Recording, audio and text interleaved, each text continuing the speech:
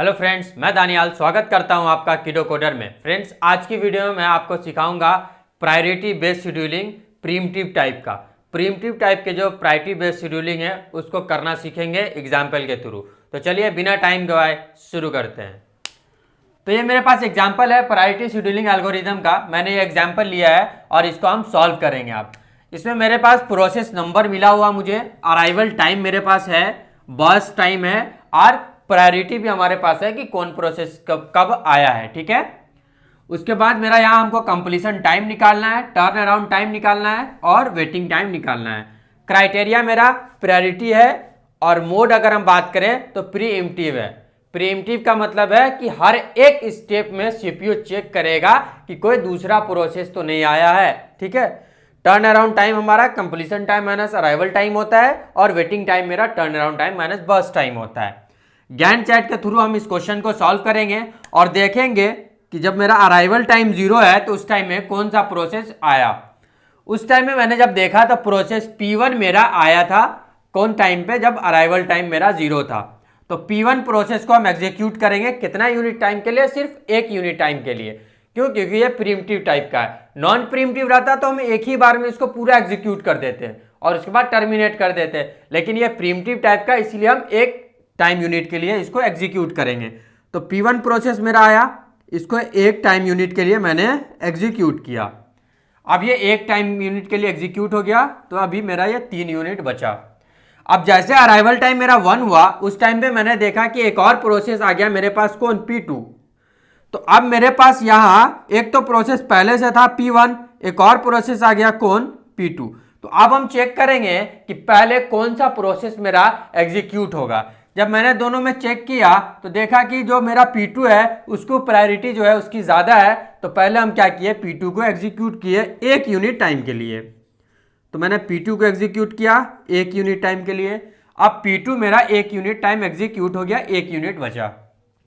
अब जैसे मैंने देखा कि अराइवल टाइम मेरा टाइम यूनिट 2 हो गया, उस टाइम पे मेरे पास एक और प्रोसेस आ गया, प्रोसेस P3।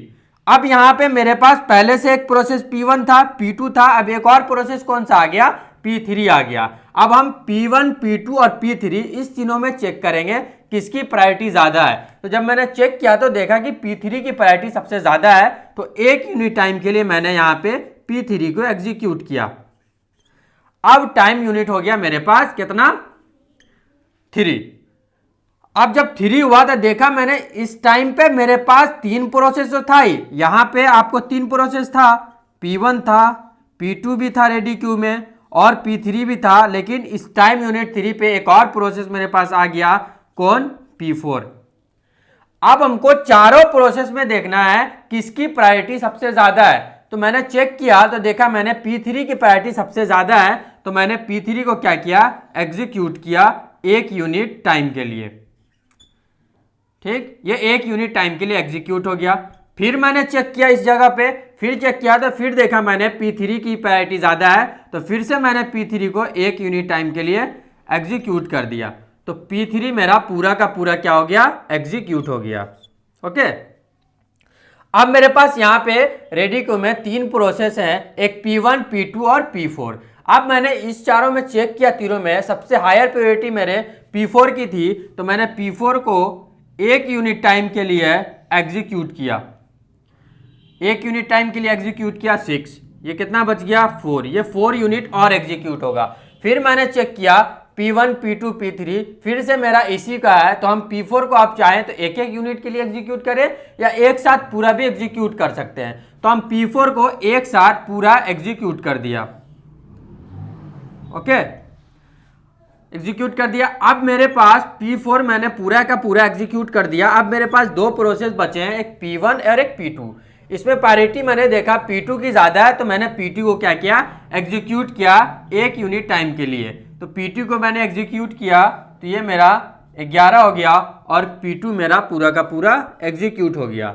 अब सिर्फ और सिर्फ P1 बचा है और P1 को 3 यूनिट टाइम चाहिए, तो हम P1 को पूरा का पूरा क्या करेंगे? एग्जीक्यूट कर देंगे 3 यूनिट टाइम के लिए। ओके,